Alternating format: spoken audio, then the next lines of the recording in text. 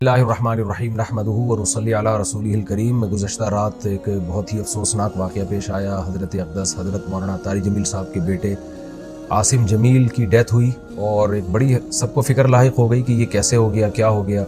اب ان کے بیٹے کا مولانا یوسف جمیل صاحب کا بیان سامنے آیا ہے کہ اس نے خود کو گولی مار کے ہلاک کیا، اور ڈپریشن کا وہ پیشنٹ تھا۔ سب سے پہلے تو ہم دعا کرتے ہیں اللہ تعالیٰ اس کی مغفرت فرمائے، اور حضرت اقدس حضرت مولانا طارق جمیل صاحب اور ان کے تمام لواحقین، بیٹے کی والدہ جو تھی ان کو بھی، اور بھائیوں کو اللہ صبر جمیل کی توفیق عطا فرمائے، اور اس بیٹے کو اس جہاں کی بھلائیاں نصیب کرے اللہ تعالیٰ، اس کے صغائر کبائر خطاؤں کو اللہ معاف کرے۔ میں جو یہ بیان ریکارڈ کروا رہا ہوں اس کا ایک بڑا مقصد جو ہے وہ ان لوگوں کو جواب دینا ہے جو اس عمل کو خودکشی قرار دے رہے ہیں، کیونکہ میں نے بھی کچھ کمنٹس پڑھے ہیں، کچھ لوگوں کے نیگیٹو کمنٹس ہیں۔ آپ کو پتہ ہے کہ دیندار طبقے کی طرف سے کچھ لوگ ایسے مخالف لوگ ہیں علماء کے، دینداروں کے، کہ ان کو موقع چاہیے ہوتا ہے پروپیگنڈا کرنے کا۔ ہمارے ہاں یہ بات مشہور ہے الحمدللہ، ہمارے ہاں دیندار طبقہ چاہے علماء کا ہو، قراء حضرات کا ہو، حافظوں کا ہو، الحمدللہ ان میں خودکشی کا ریشو نہ ہونے کے برابر ہے، ان کے گھروں میں بھی اور ان کے خود ان میں بھی کوئی بھی خودکشی نہیں کرتا۔ اور یہ بات بڑے فخر سے بیان کی جاتی ہے کہ قاری حضرات کی تنخواہیں دیکھیں آپ، ائمہ کرام کی تنخواہیں دیکھیں، ان کے مسائل دیکھیں، اس کے باوجود وہ خودکشی کی طرف نہیں جاتے، اس لیے کہ اللہ نے ان کو صبر دیا ہے۔ اور یعقوب علیہ السلام کو ہم دیکھ لیں نا کہ ساری زندگی بیٹے کے غم میں روتے رہے مگر خودکشی کی طرف نہیں گئے۔ تو یہاں بہت سے لوگ یہ سوال اٹھا رہے ہیں کہ اتنا دیندار گھرانہ اور بیٹے نے خودکشی کر لی۔ اس کا جواب مولانا یوسف جمیل صاحب کی طرف سے الحمدللہ آ چکا ہے کہ وہ بھائی ڈپریشن کا پیشنٹ تھا، وہ اس کو الیکٹرک کے جھٹکے دیے جاتے تھے، میڈیسن کھاتا تھا وہ، اور ڈاکٹروں نے یہ بھی ہدایات کی ہوئی تھی کہ اس کے پاس کوئی نہ کوئی رہنا چاہیے، کچھ بھی کر سکتا ہے۔ تو یہ جواب میں سمجھتا ہوں کافی ہے ان لوگوں کا منہ بند کرنے کے لیے جو اس عمل کو خودکشی قرار دے رہے ہیں۔ لیکن آپ کو پتہ ہے جو فتنہ پرست لوگ ہوتے ہیں ان کو باتیں کرنی ہے۔ بعض لوگ یہ بھی تبصرہ کر رہے ہیں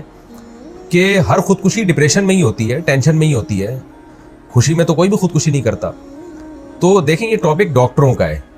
ڈاکٹر بتاتے ہیں، اور ہم نے مشاہدہ بھی کیا ہے کہ ڈپریشن دو طرح کی ہوتی ہے۔ ایک ڈپریشن تو عام لوگ جو دنیا کی محبت میں ڈپریشن میں گئے ہوئے ہیں، ایک ڈپریشن وہ ہوتی ہے جو کسی دماغی بیماری کی وجہ سے ہوتی ہے، اس میں دیندار لوگ بھی مبتلا ہو سکتے ہیں، اور اس کا کوئی علاج، اس کا علاج یہ نہیں ہے کہ اس کو صبر کی تلقین کی جائے، اس کا علاج میڈیسن ہوتی ہے، دماغ میں کچھ کیمیکل آگے پیچھے ہو جاتے ہیں۔ ایسے بہت سارے پیشنٹ ہم نے اپنی زندگی میں دیکھے ہیں، بہت اچھے لوگوں کو جنہوں نے بڑی بڑی ٹینشنیں جھیلی ہیں، برداشت کی ہیں، لیکن وہ بیٹھے بیٹھے ڈپریشن میں چلے جاتے ہیں، میڈیسن لیتے ہیں تو سیٹ ہو جاتے ہیں۔ وہ دماغ کے کچھ کیمیکل ہیں جو آگے پیچھے ہو جاتے ہیں، یہی وجہ ہے۔ اور یہ نئی بیماری نہیں ہے، صدیوں پرانی بیماری ہے۔ یہی وجہ ہے کہ علماء کرام نے یہ مسئلہ طلاق کے مسائل میں بیان کیا، اور قتل قصاص وغیرہ کے مسائل میں بیان کیا کہ انسان پر کچھ کیفیات ایسی آ جاتی ہیں کہ جس میں وہ اپنے قول و عمل کا ذمہ دار نہیں ہوتا، اور اس کے قول و عمل پہ اس کو نہ گناہ ملتا ہے، نہ اس کو دنیا میں سزا ملے گی، نہ آخرت میں سزا ملے گی۔ یہ وہ جب ہے جب انسان کی دماغی صلاحیت کام کرنا چھوڑ دے۔ طلاق آپ کو معلوم ہے کتنا حساس معاملہ ہے، شدید غصہ میں بھی اگر انسان ہو تو طلاق واقع ہو جاتی ہے۔ ثلاث جدہن جد وہزلہن جد، اس حدیث کی روشنی میں۔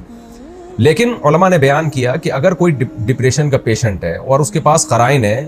اور وہ اس کا دماغ صحیح کام نہیں کر رہا، ایسی صورت میں وہ بیوی کو 100 طلاقیں بھی دے دے گا تو نہیں ہوگی، اس لیے کہ اس کا دماغ ہی کام نہیں کر رہا ہے ایسے موقع پہ۔ تو جب طلاق جیسے مسئلے میں ہم علماء کرام آج سے صدیوں پہلے ایک اسٹریس اور ڈپریشن کا مریض جس کا دماغ کام کرنا چھوڑ دے، اس کے اس عمل کو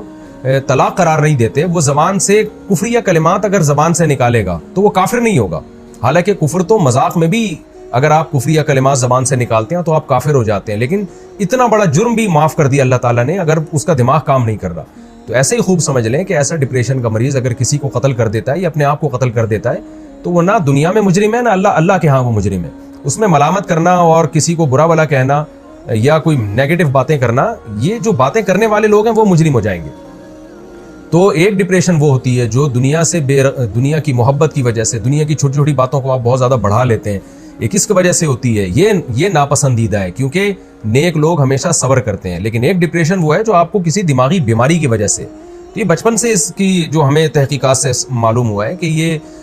جو حضرت کا جو بیٹا ہے یہ بچپن سے ہی کسی دماغی بیماری میں مبتلا تھا، اور علاج بھی ہو رہا تھا۔ حضرت جو ذمہ داریاں ایک باپ کی ہوتی ہیں وہ اولاد کے لیے، وہ ذمہ داریاں پوری کرنے میں لگے ہوئے تھے، لیکن ظاہر ہے کچھ چیزیں اللہ کی طرف سے ہوتی ہیں، انسان اس میں بے بس ہوتا ہے۔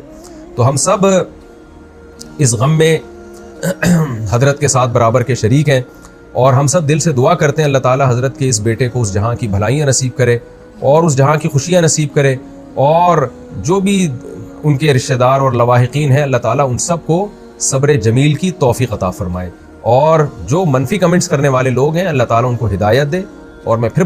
دوبارہ اپنی بات کو ریپیٹ کرتا ہوں کہ اس عمل کو خودکشی قرار دینا یہ کسی بھی طرح سے یہ بات درست نہیں ہے، اور یہ ایک الزام ہے، اور اس الزام کا جواب آپ کو قیامت کے دن دینا پڑے گا۔ اللہ تعالیٰ مرحوم کی مغفرت فرمائے اور لواحقین کو اللہ صبر جمیل کی توفیق عطا فرمائے، اور مرحوم کو جنت میں اللہ تعالیٰ اعلیٰ درجات